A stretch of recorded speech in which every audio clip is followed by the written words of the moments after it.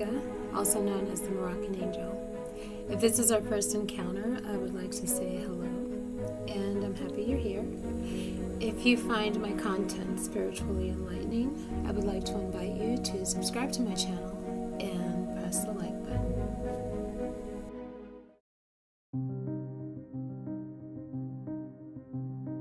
Today we're going to focus on something that I think is very significant, and not very many people talk about it because it's simply just accepted as a norm. But we're going to focus on why do Christians sin? So there's two things that we need to get established when answering this question. The first thing is, what is a Christian? And the second thing is, what is sin? So the literal meaning of a Christian is one who follows or obeys Christ. And the original Greek word is Christianos.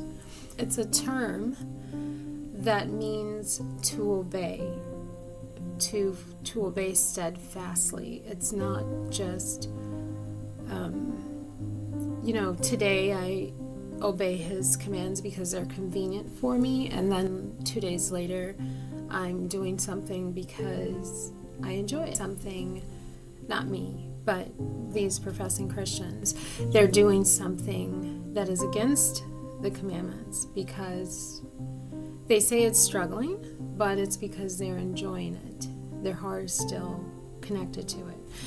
Now, if this is something that is difficult for you to digest, and you are a professing Christian, and the idea of steadfastly obeying Jesus' commands and teachings is something that seems impossible to you, then I would like to encourage you to kind of backtrack and reevaluate the heart of the Christian religion, because there was something that you missed regarding Christianity. One of the major reasons Jesus came was to do away with sin. Sin is not done away with if the Christian is still bound to sin. If you are still bound to sin, that means something's horribly off.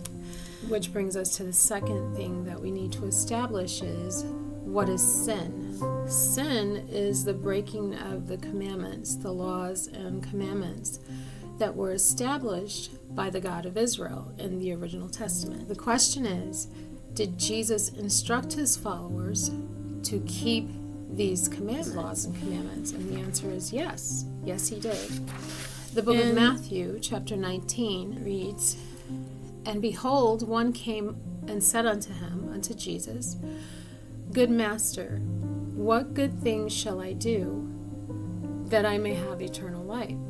Let's take a moment and consider what he's actually asking. He's asking, what good thing can I do to grab hold of or to attain eternal life? I didn't see where Jesus said to donate to charities, join the local food drive, or be a good wife or be a good husband. He didn't say any of this. He didn't note these as the good thing to do to gain eternal life. So when he's asking eternal life, the original Greek word for eternal is aionios. Aionios means perpetual.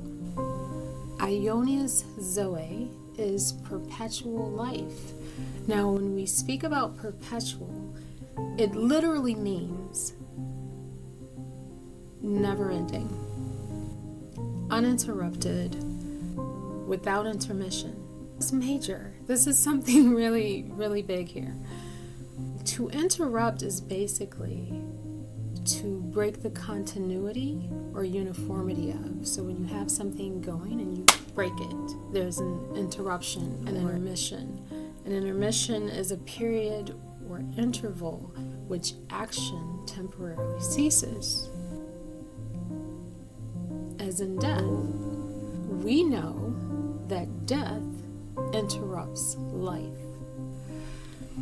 the life of the body. According to the Christian religion, This intermission wavers between the death of the body and Jesus' return. When the Christians believe that the body, the physical body, will be resurrected and changed, and reunite with Jesus, that perpetual means there is no interruption. So what exactly is this man asking? How do I stay alive? How do I avoid death? How do I avoid this interruption in my life? How do I stay alive? Because this man is asking Jesus, how does one have Ionius Zoe, a consistent state of life, uninterrupted by the experience of death? And Jesus said unto him, first of all, he said, don't call me good. Stop calling me good.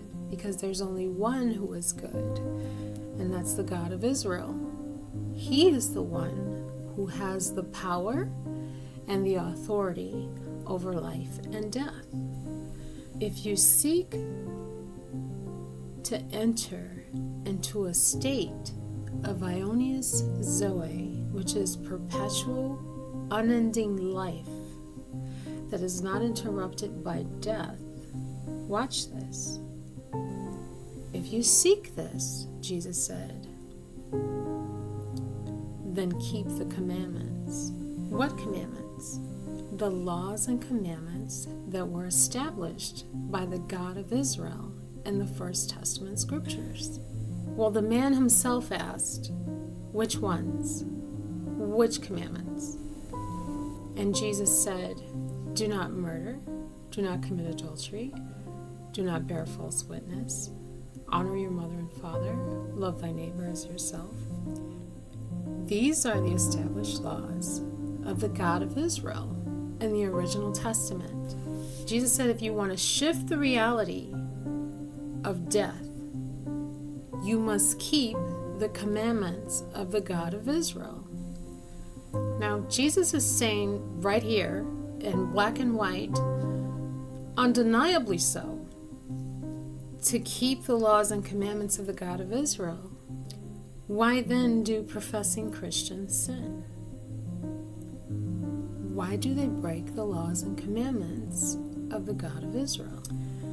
As with any religion or any situation, we know that just because someone professes it to be true doesn't necessarily mean it's true. If one is professing to be a Christian, meaning to follow the commands, steadfastly follow the commands and teachings of Jesus, obey them, they're professing this, but at different intervals they are committing acts of disobedience. We know that this is not one who has truly experienced biblical rebirth.